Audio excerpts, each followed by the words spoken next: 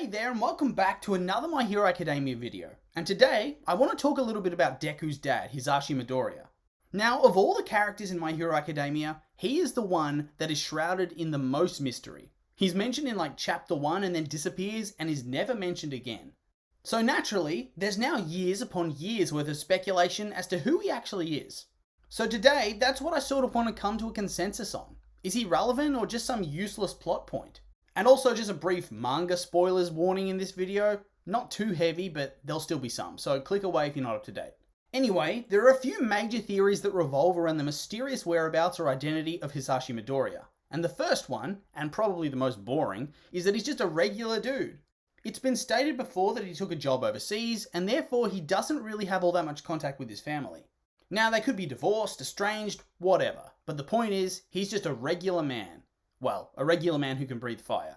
And since Deku never ever talks about him or even thinks about him, hell, his only reference comes from Deku's mum when Deku's getting evaluated by the doctor as a kid, you can assume they're probably not that close. I mean, Jesus, this kid randomly gets a quirk, joins UA, and gets into multiple life-threatening situations, and we don't even see a phone call. Yeesh.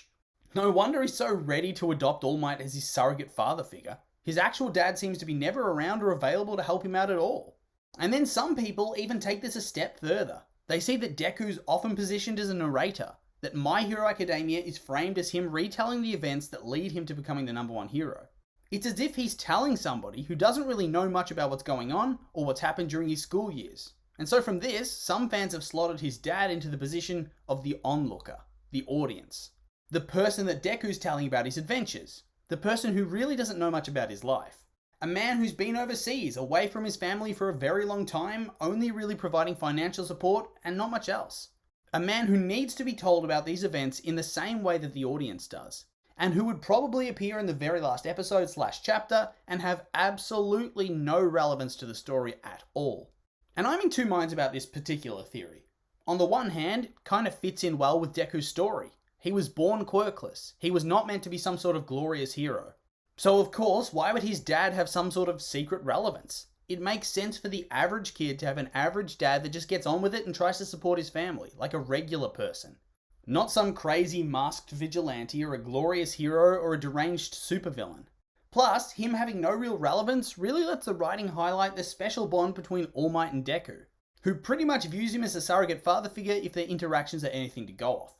Since he would just be superfluous to the story, it doesn't really matter if we don't see him all that much, and it kind of lets you apply your own story to him and Deku's relationship. Deku's such an everyman character, and this allows you to build the backstory that you think fits him best. So, that's one theory. But like I said, there are others. And one that has a lot more steam than it has now is that his dad is either a hero or a villain, and probably a small-time one at that. And honestly, I think this would have been cool, once upon a time. But for him being a hero, there are just so many holes in it. I mean, look at Deku. He's the consummate hero fanboy. If his dad was a hero, well, you'd know about it. He would have posters and shirts and obscure merchandise. Even if his dad was a total D-lister, he would be his biggest fan ever. And at the same time, I can't see him being a small-time villain making much sense either. Maybe it could have once, but at this point, at least in the manga, it feels too late to add even more in. It's already getting crowded enough. Deku has to take down Shigaraki and All for One, and Toga's still kicking around, and Darby and the other Todorokis also have unfinished business. It's too late to bring in a fresh one. Honestly, if he was going to appear somewhere, it should have either been as a member of Overhaul's gang just to up the emotional stakes, or for him to have been in the role of gentle criminal.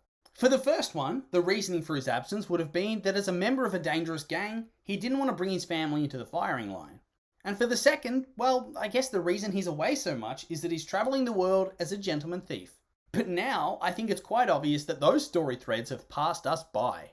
There just doesn't seem to be a way to cram it into the story that doesn't feel forced or rushed. So, it's a no from me on this one.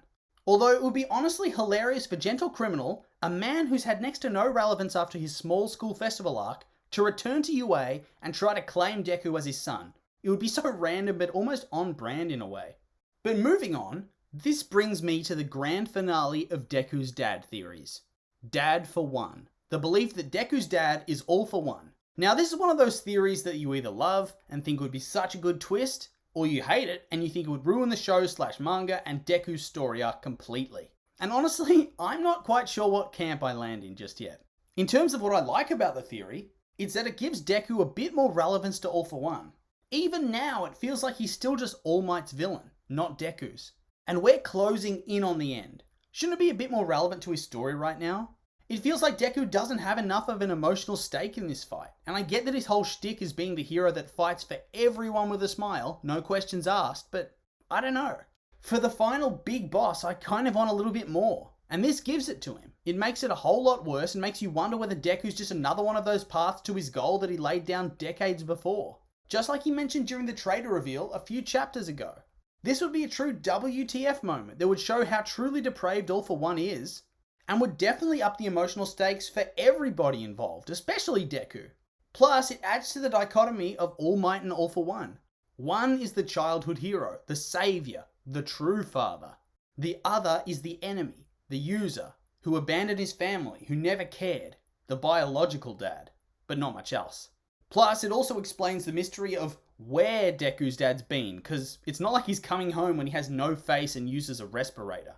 And it also explains that out of all the doctors in Japan, the one that works closely with All For One just happens to be Deku's childhood doctor. And I'm a bit suspicious. And then that also lends itself to the question as to whether Deku was initially meant to have a quirk, but old dad pinched it. Maybe it was a variant on his quirk and he thought, nah, I'm taking that. Plus, the author is a mega fan of Star Wars and loves to cram it into the story wherever he can. And it's all there, Darth Vader, Luke Skywalker, Obi-Wan. And I feel like it would just take so much restraint not to pull this twist. I know I wouldn't be able to resist. But then you can look at it from that other point of view, that it also kind of damages Deku's arc and character. He's meant to be the everyman, the scoop of vanilla ice cream. Nothing special, just plain. He had no quirk, no secret, no special destiny.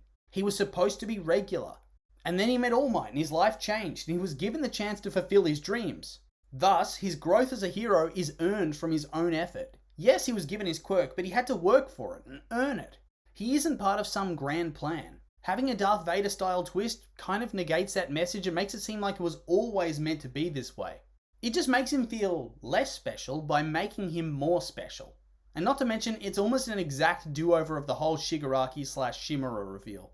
Hey look All Might, somebody you care about has an attachment to me, and you won't be able to save them. Again. Haha, sucked in, mate. So, honestly, whilst it very well could be true, I think I'd prefer it not to be. Keep him as a normal, distant parent, but not as the most evil villain in the world. That being said though, those are just my opinions, and now I'd like to hear yours. What do you think about Deku's dad? Hero, villain, random? Maybe All For One himself? I'm curious for more thoughts, so make sure to leave a comment and let me know.